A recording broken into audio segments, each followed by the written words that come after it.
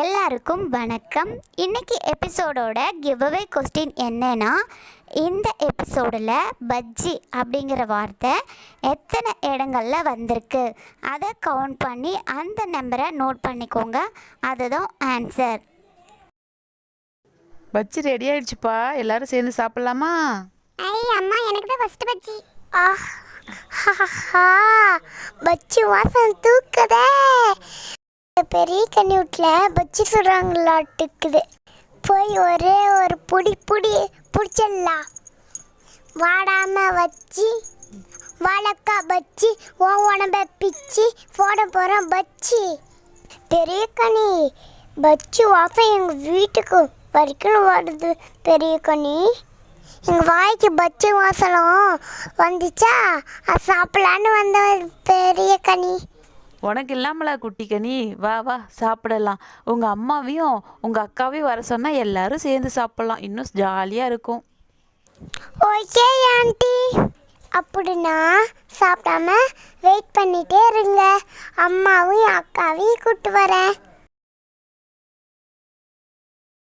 அம்மா பெரிய கண்ணி வீட்டில் பஜ்ஜி சுட்டுக்கிறாங்கம்மா. நீ அக்காவையும் வர சொன்னாங்கம்மா உன்னைய சாப்பிட பஜ்ஜி. யாரு?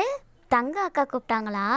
சரி சரி, அவங்களோட வெளியில் காத்தோட்டமாக உட்காந்து பஜ்ஜி சாப்பிட்றது சூப்பராக இருக்கும். அக்காவையும் வர சொல்லுமா, போயிட்டு வந்துடலாம். ஜோதிகா, இதை வந்துட்டேன். அம்மா, எதுக்குமா கூப்பிட்டீங்க? வாமா, நம்ம பெரியக்கனி வீட்டுக்கு போய் பஜ்ஜி சாப்பிட போகலாம். வா பூஜா வா.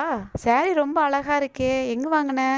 ஒன்னாட்ட சாரி கட்டுறதுக்கு ஆளே இல்லைப்போ. உன்னை யாராலையும் சாரி கட்டுற விஷயத்தில் அடிச்சிக்க முடியாது. அக்கா, சும்மா சொல்லாதீங்க. இல்லை பூஜா, நான் நிஜமாக தான் சொல்கிறேன். பாரு, காட்டன் சாரீ சூப்பராக செலக்ட் பண்ணியிருக்க. அதை அழகாக ஃபீட்ஸ் எடுத்து கட்டியிருக்க. மேலேயும் கீழேயும் பார்க்கவே ரொம்ப அழகாக இருக்குது. இந்த சாரீ கலரும் உனக்கு ரொம்ப எடுப்பாக இருக்குது பூஜா. நிஜமாலுமாங்க்கா? ரொம்ப தேங்க்ஸ்க்கா. இந்த சாரி பக்கத்து டவுனில் தான்க்கா எடுத்தேன். இரே கொஞ்சம் தொட்டு பார்க்குறேன். சூப்பராக இருக்குதே சாரீ. கிளாத்து ரொம்ப அருமையாக இருக்குது. நல்ல காட்டன் சாரீ ஆட்டங்குது. வெயிலுக்கு போட்டுக்க குளுகுளுன்னு இருக்கும். பாரு, கட்டின மாதிரி அப்படியே இருக்குது. இதே மாதிரி நானும் ஒன்று வாங்கணும். நானும் ஒரு நாளைக்கு ஷாப்பிங் போடலாம் பூஜா. கண்டிப்பாக போகலாங்க்கா. இதே மாதிரி சாரீ நான் உங்களுக்கு செலக்ட் பண்ணி தரேன். கண்டிப்பாக நீ தான் எனக்கு சாரீ செலக்ட் பண்ணணும். அதே மாதிரி நம்ம குட்டீஸ்க்கும் செலக்ட் பண்ணிக்கலாம். சரிங்கக்கா, இப்படியே பேசிகிட்டு இருந்தோம்னா பஜ்ஜி ஆறிடும். வாங்க போய் சூடாக சாப்பிட்லாம். நீங்கள் சுடுற பஜ்ஜியோட வாசமே என்னை இழுத்துட்டு வந்துருச்சு. இந்த தங்கத்துக்கு வேலையே இல்லை. பக்கத்து வீட்டிலேருந்து பூஜாவையும் அவங்க பிள்ளைங்களையும் கூட்டிகிட்டு வந்துட்டா.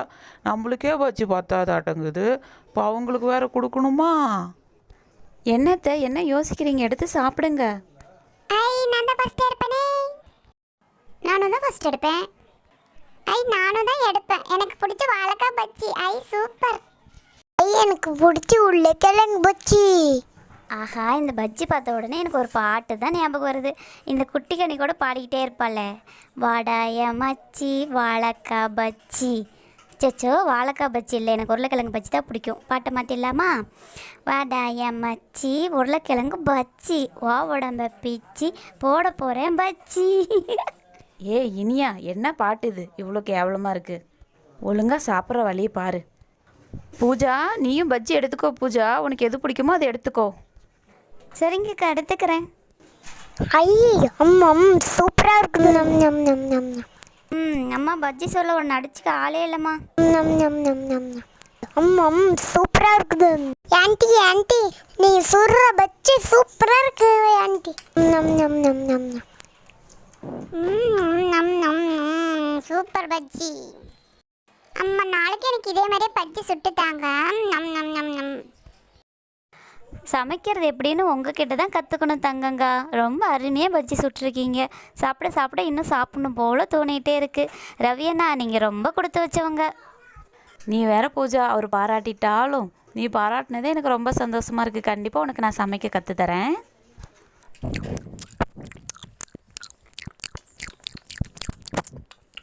என்னங்க, நீங்கள் எதுவுமே சொல்லாத சாப்பிட்டுட்டு இருக்கீங்க? சாப்பிடும்போது பேச வேணான்னு தான்ப்பா பேசலை. பஜ்ஜி நல்லா இருக்குமா? உண்மையாலுமே ரொம்ப அருமையாக சுட்டிருக்கம்மா.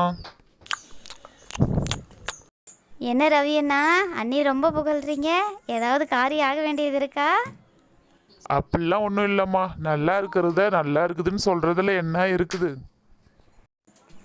அப்படி சொல்கிறதுக்கு யாருக்குன்னா மனசு வருது? இந்த காலத்தில் இருக்கிற ஆம்பளைங்கெல்லாம் ஒரு வார்த்தை வாயில் நல்லா இருக்குன்னு பாராட்ட கூட காசு கேட்பாங்களாட்டுங்குது. சரிண்ணா, நான் போயிட்டு வரேன், வீட்டில் கொஞ்சம் வேலைலாம் இருக்குது. இரு பூஜா, 2 பஜ்ஜி தரேன், உங்கள் வீட்டுக்காருக்கும் கொடு, சாப்பிட்டோம். சீவி முடிச்சு சிங்காரிச்சி அள்ளி முடிஞ்சாலாம் குள்ளச்சி. நாம் சாப்பிட்றதுக்கே பச்சி இல்லையா, இவ பார்சல் வேற பண்ணுறாளாம். விட்டா என் மருமவக்காரி ஊருக்கே தானம் பண்ணுவா. நம்மளுக்கு வேணுங்கிறத எடுத்துகிட்டு கிளம்பிடலாம்ப்பா. என்ன பாட்டி தானே முணுமுணுத்துட்டு இருக்கிற? வேற என்னத்த பேச போகிறேன், உங்கள் ஆத்தா பச்சி சுட்ட லட்சணத்தை பற்றி பேசிகிட்டு இருக்கிறேன். கருவி போய் ஒன்று கூட நல்லாவே இல்லை. என்னது நல்லா இல்லையா? சுட்ட பச்சி அத்தனையும் வான் பிளேட்டில் தான் இருக்குது, எல்லாத்தையும் நீ எடுத்து தின்னுபிட்டு நல்லா இல்லைன்னு வேறு சொல்கிறியா? ஏண்டி வயசான பொம்பளை நான், ஒரு 2 பச்சி தின்னா உனக்கு பொறுக்கலை.